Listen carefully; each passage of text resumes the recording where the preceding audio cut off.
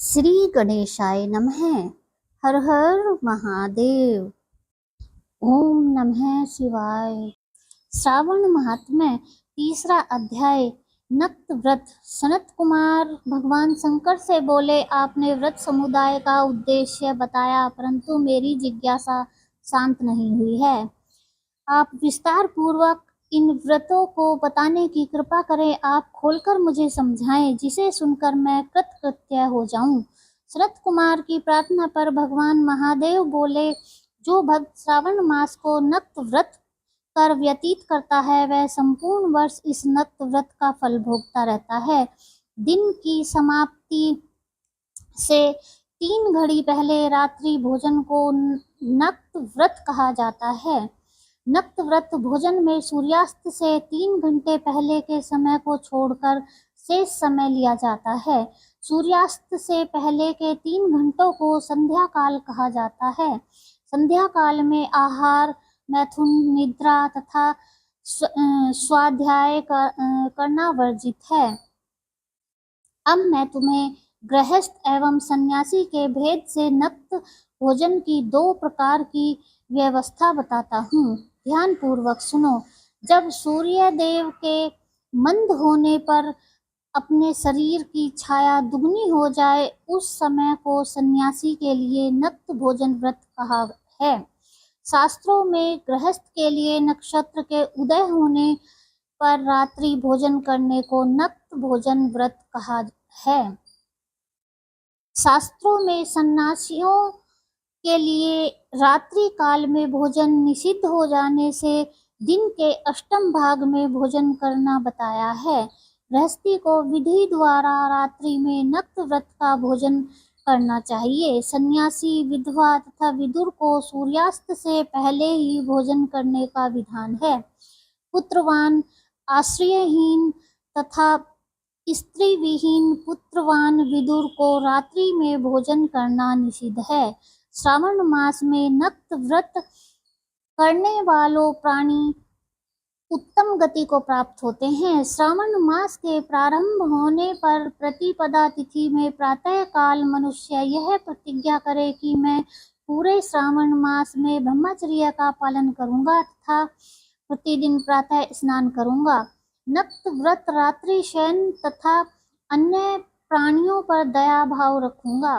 वह यह भी संकल्प करे कि यदि मैं इस व्रत के प्रारंभ होने के बाद और इस व्रत के समाप्ति से पूर्व मर जाऊं, तो हे भगवान, उस स्थिति में आपके प्रसाद से मेरा व्रत परिपूर्ण हो जाए। नक्त व्रत करता हुआ प्राणी मुझे अति प्रिय हो जाता है। ब्राह्मण द्वारा या स्वयं रुद्र का 1 मास तक जो अभिषेक करता है, उस पर मेरी सदैव कृपा दृष्टि रहती है, क्योंकि मुझे जल धारा अति प्रिय है। श्रावण मास में जो प्राणी अधिक स्वादिष्ट भोजन या उपयोगी वस्तु ब्राह्मण को देता है, वह मुझे बहुत प्रिय है। हे सनत कुमार, अब मुझसे उत्तम लक्ष्य पूजा विधि को ध्यान पूर्वक सुनो। लक्ष्मी की इच्छा प्राप्ति वाला मनुष्य बिल्व पत्रों से, शांति की कामना करने वाला मनुष्य दुर्वाओं से तथा आयु की इच्छा वाला मनुष्य चंपा के फूलों से भगवान श्री हरि की पूजा अर्चना करे। विद्या की इच्छा रखने वाला व्यक्ति मल्लिका तथा चमेली के फूलों से पूजा अर्चना करे। तुलसी दल से भगवान श्री हरि और मैं स्वयं प्रसन्न होते हैं। पुत्र की कामना रखने वाला व्यक्ति कटेरी के फूलों से पूजा अर्चना करे। जिसे बुरे बुरे स्वप्न दिखाई देते हों, वह उनके नाश के लिए उत्तम धान्य से पूजा अर्चना करे। देव के सम्मुख रंगबल्ली, पद्म, स्वास्तिक और चक्र आदि बनाकर भगवान विभु की पूजा अर्चना करें। संपूर्ण कामनाओं की पूर्ति के लिए सब पुष्पों से मनुष्य को पूजा अर्चना करनी चाहिए। लक्ष्मी पूजा करने से मैं भगवान शिव सदा प्रसन्न रहता हूँ।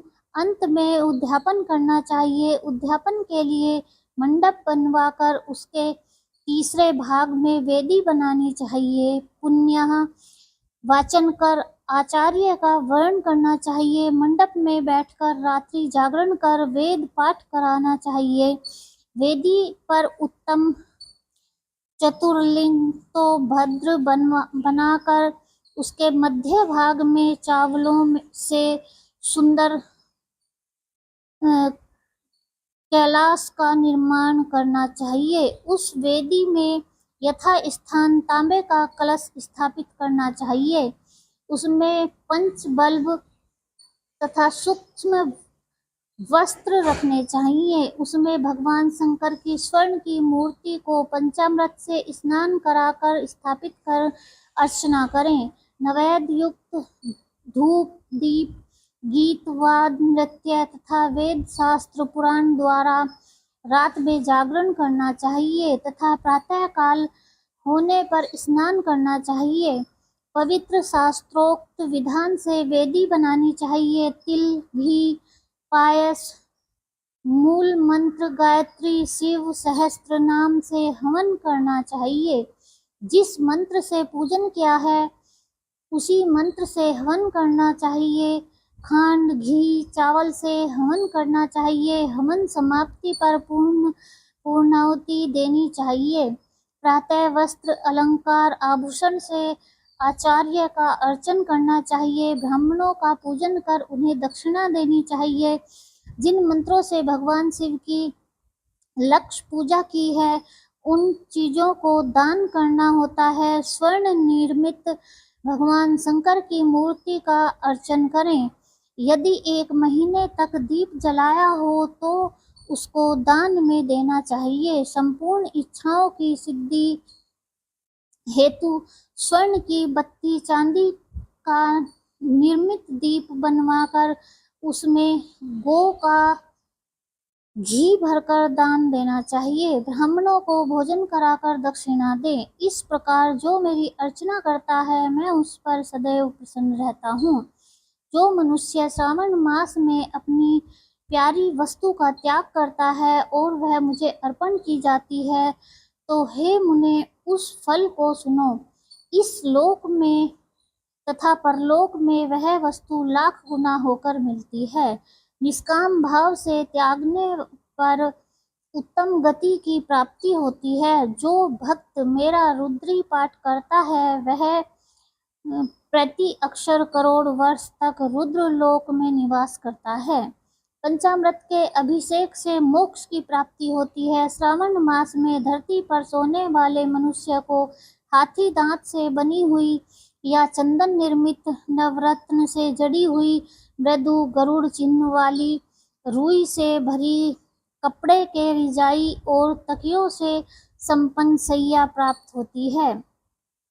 वह सैया उसे सुंदर स्त्री अन्य रत्नों से विभूषित मिलती है। श्रावण मास में जो आदमी ब्रह्मचर्य का पालन करता है उसका वीर्य अत्यधिक पुष्ट हो जाता है। तेजस्विता बल शरीर दृढ़ता और धर्म कार्य में समस्त उपकारी चीजें उसे मिल जाती हैं। जो आदमी इस मास में मौन व्रत धारण करता है वह श्रेष्ठ वक्ता हो जाता है। मौन व्रत दिन या रात या भोजन के समय रखा जा सकता है।